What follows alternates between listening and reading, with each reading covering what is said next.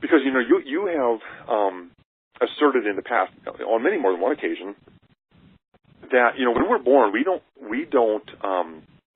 we're not supposed to be naturally allergic to anything. Now, there are things that are not good for the human body. There are certain berries that are poisonous to us, but that's not the same thing as being affected by allergens or some other, contaminant that might be airborne or waterborne, whatever else. Anyway, there's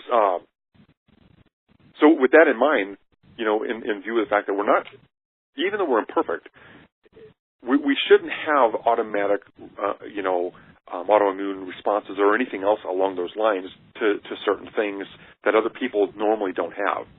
Mm-hmm. The vast majority of the population are not allergic to grass pollens, tree pollen, dander. There's a significant percentage of people that are, but it's not the norm. And if everybody has the same reaction to the same stuff, then we'd be saying, well, yeah, it's because it's not good for humans or whatever. So here's the good news, and here's the bad news. The good news, okay. Let me give you the bad news first, okay? The bad news is that the mind learns very quickly. The good news is that the mind learns very quickly. I knew you were going to say that. That's so we're going to use that to our advantage now, just like when a mind, what basically happens is stuff like pollens is actually undoubtedly good for the human system. It must do something for us to live, friendly lives with animals and vegetables and plants. And so, we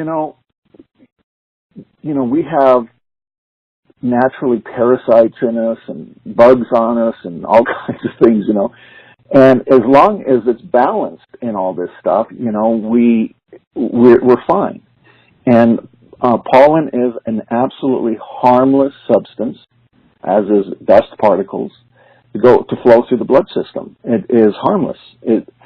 What benefit it gives, I don't know, but we do know that most people can have it streaming through their blood, and there's no problem at all.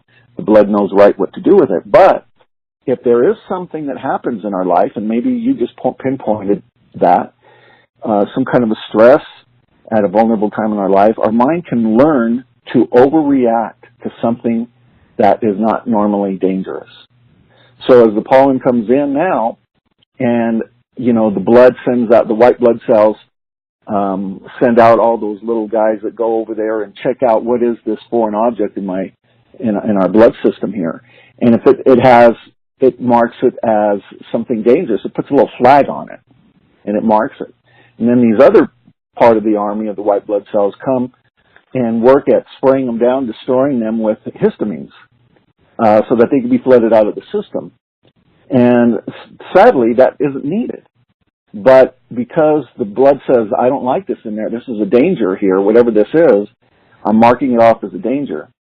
Our eyes get red and our nose runs and we sneeze and we get itchy, and because our system is trying to get rid of this innocent substance called pollen or whatever, dander or whatever it is. So if it can learn to do that, it learned to do that, bam, quickly. It didn't take a long time. It's kind of like someone, you tell them a joke and they don't get it. They don't get it. And then somebody explains it to them, they go, oh. Once they get it, once they learn, it's quick. You don't learn slow, you learn quick. If somebody says, well, I didn't learn math quick, I will tell them, well, at the point that you learned, how to add or how to multiply or what the concept, as soon as you did get it, though, you had it. It's an instantaneous thing. Learning is a quick thing. So this particular process is shockingly quick because it's using the ability of the mind to do it.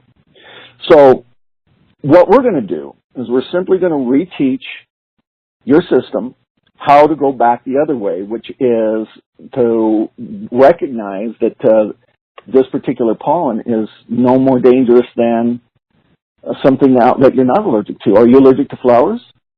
Nope. Don't you think that's a little odd? That has pollen. It is odd, yeah. Okay. So, but your body knows that it's like, oh, this is innocent, that's lily pollen or rose pollen or daisy pollen or dandelion pollen or, that's fine, let that through.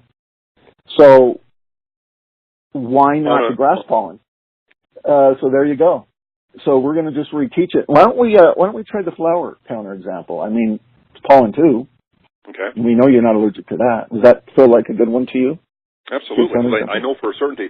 You know, in fact, to prove it, just by virtue of just some real life examples, over the course of all of my life, I can go up at any time to any flower, you know, and sniff for any length of time or once or whatever, and I have never experienced an allergic reaction ever, not at any point in my life. Yeah. So it's a very real and practical, you know, object to learn from, I suppose. You know. Yeah. Yeah. Good. Very good. Okay. Now the last thing we do is we simply. Interesting thing about allergens is that you can make them up in your mind.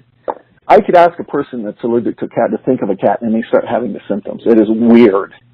All they're doing is thinking about it. There's not even a cat around. So, first off, try to think of grass in a way where you try to get the old reaction back and test it. Try it just with your mind, first of all.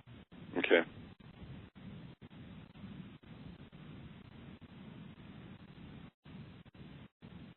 Not really succeeding, to be honest with you. Try harder. Okay.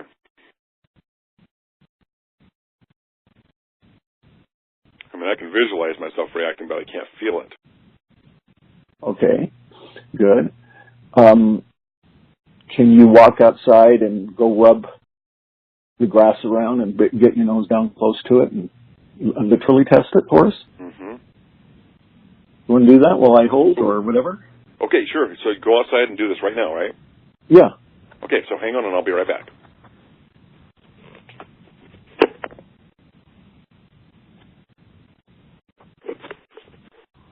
Okay, mission accomplished. What happened? How'd it go? It's good. And I don't feel anything itchy. I put it on my skin, put it on my face. I smelled it.